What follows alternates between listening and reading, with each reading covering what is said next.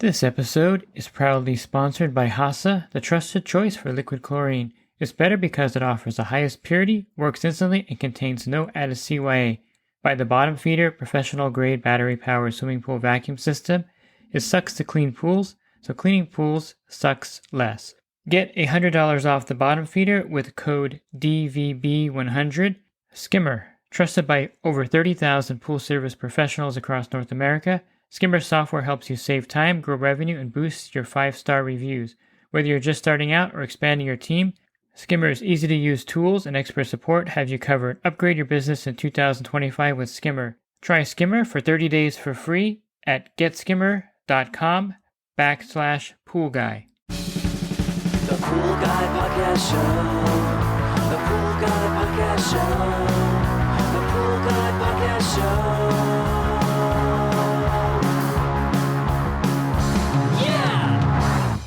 Hi, welcome to the Pool Guy Podcast Show. In this episode, I'm going to go over some basic marketing for your business, and it's a good idea to implement some basic marketing strategies for your business if you want to expand. And of course, as the old adage goes, if you're not moving forward, you're moving backwards. So always marketing yourself is an important thing in business. Join my coaching program and take your pool service to the next level. Connect with other pool pros in your area, gain valuable knowledge, and transform your business with personalized one-on-one advice from me. With over 36 years of experience, I'm here to help you succeed like never before. Learn more at poolguycoaching.com. So how much should you budget for marketing? I think it depends on how aggressive you want to market your business, what the needs are, how your actual market is. Is your area really competitive? Can you get accounts pretty easily by just driving around town and parking somewhere and having the logo on your truck? Or do you need to really aggressively market? That determines your budget. Here in my area of Southern California, if you want to expand, I would suggest a budget of maybe $1,000 a month, and you can run Google Ads or you can use HomeAdvisor or Yelp. Those services are pretty good if you know how to use them correctly, Thumbtack also, but they are sales driven, so the people on the other end are wanting to push you to put more categories or expand your advertising with those particular vendors. I'm talking about Thumbtack, HomeAdvisor, Yelp. These are really good in certain areas and really bad in other areas. Google Ads are always pretty good in every area, but the budget can be eaten up quickly and it can actually balloon fast depending on your market, how many people are searching. Basically, Google Ads is click driven. And so if you wanted to be first when someone's searching for pool service, let's say they're looking for a pool service in San Diego, whatever, or maybe pool service in Miami, Florida, you put that as a Google ad, and then you would have a budget set for placement in certain areas, and depending on how many ads you want to run. And placement means, does your pool service come up first, second, or third in a general Google search? And that's kind of how Google Ads work. They're really effective in my area of Southern California. So if you're using Google Ads and you have maybe $1,000 budget to start with, you can probably get 1 or 2 accounts or 1 or 2 good leads every week during the summertime. That's about the average. Let's just say 2 a week. So in 3 months, you can get yourself a pretty good size increase in your pool service accounts if you land every bid, of course, and retain those customers that you bid on. But again, it can get expensive to market and advertise that way. Other ways to grow are just basic elements. Now, of course, with Google Ads, you're going to need a website. I would suggest you have a website, even if you don't get a lot of traffic there. It's always good to have that on your business card. Now, business cards may seem old school, but they are something that people ask for still. And the people that are generally the ones that are wanting pool service, the ones that are looking for pool service are professionals. And the business card is still used in the business world today. So they're very familiar with it. And if you are maybe at a grocery store and they see your truck in the parking lot, they may ask you for a business card. And you should be able to produce one right away out of your wallet, or if you have some in your glove box in your truck, whatever. But you should have some business cards with your website, your business name on there. And let me back up a little bit and I'll talk a little bit about your business name. Now, here's something that goes hand in hand when you're designing a business name and getting a website, because there aren't that many URLs available for certain business names like Crystal Clear Pool Service or Clear Blue Pool Service. Those are taken already, I'm sure. And all the other ones related to that, Blue Clean Pools or Crystal Clear Pool Service, those are all gone. And so you don't want to pick a business name where you can't get a URL that matches somewhat to that business name. A .com is the most, usable website domain. And if you get one with your name and it's available, it's only going to be, $10 for the first year and really nominal for the next few years as you're redoing that domain name. So pick a business name that you can actually utilize as a website. Even though you're not going to get a huge amount of web traffic, if you are using Google Ads, you're going to increase that web traffic, of course, and you want your website name to match your business name. It just looks more professional. So find a name that the URL is available for, and there's lots of variations you can use. You can use Miami Clear Blue Pools or Clear Blue Pools Miami or something, or you can use your name, Jefferson's Clear Pool Service, something that's going to be unique and also catchy as well. There's a lot of catchy names out there. There's some that I remember from the pool shows. One is 365 Pool Service. You also have the one that's kind of really catchy, which doesn't make a lot of sense, but in marketing, I guess is okay. The Other Guy's Pool Service was one of the members of my group at one time. His business was The Other Guy Pool Service. There's evergreen pools. There's several of those across the country. And so you just want to pick a name that's going to be you're going to be able to register in your particular county. Now you can do this online. You just go to the county and get a fictitious business name. Most of these names are available. They're not copyrighted or they're not licensed by anybody. Now you want to stay away from anything that may be licensed because they will eventually come after you and get you for any kind of breach of licensing. So you don't want to do anything that can be construed as infringement on a well-known company or well-known name out there. I mean, obviously you don't want to name your pool service business Coca-Cola Pool Service. You'll get a lawsuit immediately at that point. But you kind of get the idea that you want to pick a name that's not being used and not registered already in your particular county with the fictitious business name. You just go to the, whatever office. You can even walk in there, but usually you can do it all online where you can register your business name. Now, if you're using your last name, generally you don't need to register that. If you're using, Jones's Pool Service, typically you don't need to register that, but it's always good to check to make sure there's not another Jones's Pool Service out there in your county, because then you're opening yourself up for some legal problems. I wouldn't say a lawsuit, but they may ask you to change your business name if it conflicts with an existing business name in your particular area. So you can have, of course, Clear Blue Pools if it's not trademarked in, Tennessee, Nashville, Tennessee, and there can be a Clear Blue Pools in Miami, Florida. There's no conflict there unless, of course, that is a trademark name.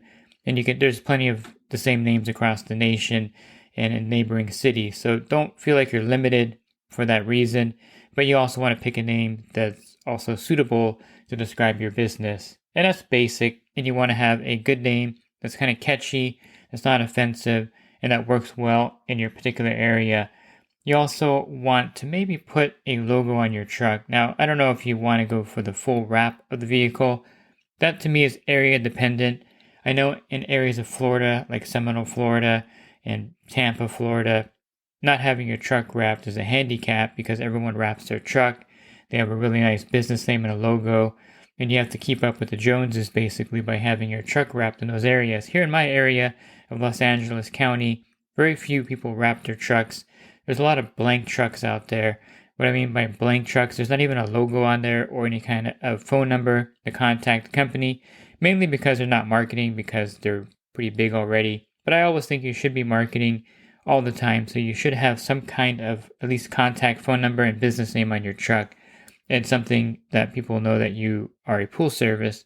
Wrapping the truck may not be necessary in every area. Some areas it may be. The cost is anywhere from $2,500 to maybe $4,000 depending on what you're having done. I think magnetic stickers are just fine for starting out. Just go online to a magnetic sign company, and then you would just get magnetic signs printed for the doors of your truck and the tail of your truck, And I think that's effective in a lot of areas. At least people will know that you're a pool service and that you're advertising at that point. Another thing you can do is vinyl letters on the back of your truck window. That's also another great marketing tool to have on your truck, your business information. And of course, you want to drive politely when you have your business name on there. That way you can actually get customers. And if you're cutting people off and speeding, that may not be the best advertisement when you have everything on your truck saying you're a pool service company. They may not correlate good service with how you're driving in that instance. And you also want to make sure that everything is legible. I've seen some truck wraps where it's really cool looking and I like the way the truck looks, but I have no idea what business they're advertising because the business is not very legible in the wrap. And you'll get proofs of that when you're getting the truck wrapped. They'll give you like computer generated images of how the truck will look when it's finished and make sure everything looks great.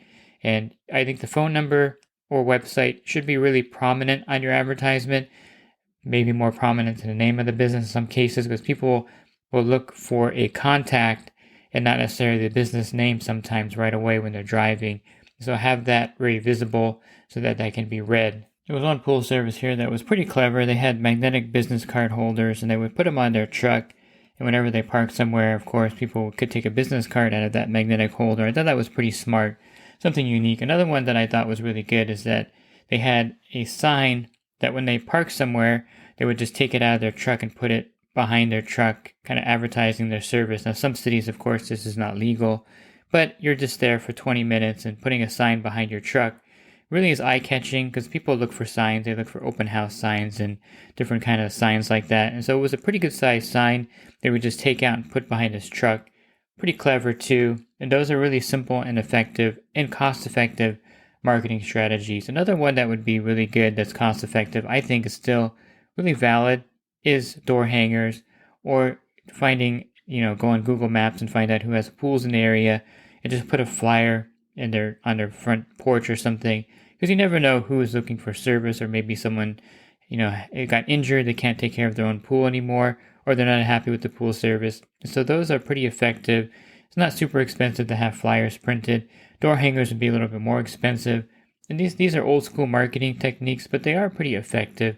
I mean, how many times have you gotten a flyer in the mail from a new restaurant that's in the area, and you're like, oh, this looks really good, I'm going to go check it out. Well, the same kind of thing would happen if you have a pool and your pool doesn't look that great, or if you can't maintain it, and you get a flyer from someone that's pretty attractive. If you go on Canva, you can design a pretty attractive flyer. Canva.com is like a website that has preloaded flyers that you can edit and utilize that tool. And I think it's a great way to make the flyers and get your name out there in an affordable way. And with Google Maps, or Google Earth, you can see who has pools in the neighborhood pretty easily, and then leave those there. Now, there are companies that do mailings for you. I'm not sure how effective that is. The kind of statistics on mailings or direct mailings is pretty bad. I mean, as far as getting any leads. So if you send out 1,000 flyers, you're going to get 2%, which is 20. And then out of that 20 that see that flyer and call you, maybe you'll capture one or two of those. Now, that's not saying that's not effective, because if you pay, $300 or $400 for direct mailing and you get one pool account out of that, that actually is pretty good because it pays for itself. You couldn't buy a pool if you were buying a pool that someone had, maybe they have a flyer somewhere and they're selling one pool or two pools. You couldn't buy a pool for $300. So it's pretty effective. Same with Google Ads. If you're spending $1,000 a month and you're getting 2 or 3 pools a month, that's actually pretty effective, because again, you just want to look at the cost of how much it would cost to buy an account or buy 10 pools versus advertising for 10 pools. And basically, if you're going to buy 10 pools, let's say the pools are making $180 a month and you want to get 10 times the pool, each pool would be $1,800 and 10 of those would be $18,000. So can you get 10 pools for less than $18,000 marketing? I think you can. I think with Google Ads, with flyers, using Thumbtack, Home Advisor, all those services, you can generate 10 pools for probably way less than $18,000. In fact, if you just spend $3,000 or $4,000 and you get 10 pools out of it, it's a highly effective marketing. And kind of look at it as, not wasting money if you don't get the leads, or spending a whole lot of money on marketing that's not effective. look at the flip side of it. If you wanted to actually purchase 10 pools in your area, how much would that cost you? And is it more economical to expand your marketing budget versus buying those pools? And now, of course, you can buy those pools if it's logical, but I'm talking here about marketing and saving money without having to buy those pools, which is another way to build your route entirely. But you can market effectively using these simple things with your logo, with something like a simple website. And one thing that you can do, you can reach out to your existing customers. I would offer them a $150 gift card to Amazon or something if they give you a lead, a solid lead, and that customer stays on for 2 months. So basically, if Mr. Jones recommends his neighbor across the street, you do the pool for 2 months, that's pretty much guaranteed they're going to continue service after that point. Then you would just give the customer that referred you, Mr. Jones, a $150 gift card, and they're happy, and they may refer you to more customers. So have that maybe in your bill at the bottom, like, if you refer me to a friend or family member, I will give you a $150 gift card once their service reaches a 2-month period or point. And that's a good marketing strategy as well, because word of mouth means you're getting good customers from around the area that your existing customers are referring to you. And I find that to be highly effective in marketing. Word of mouth is how you want to do your business in the future anyway. So once you get established, most of your new leads should be coming from existing clients out there. If you're looking for other podcasts I've recorded, you can find those on my website, swimmingpoollearning.com. Just click on the podcast icon on the banner, and there'll be a drop-down menu with close to 1,600 podcasts for you there to listen to. And if you're interested in the coaching program that I offer, you can learn more at poolguycoaching.com. Thanks for listening to this podcast. Have a great rest of your week, and God bless. This episode is brought to you by HASA, providing products that deliver clean, healthy water for every aspect of everyday life. The bottom feeder battery-powered vacuum system, portable, powerful, and only weighs 12 pounds. And Skimmer. Get Skimmer, America's #1 pool service software. Podcast listeners can try Skimmer for free at getskimmer.com/poolguy.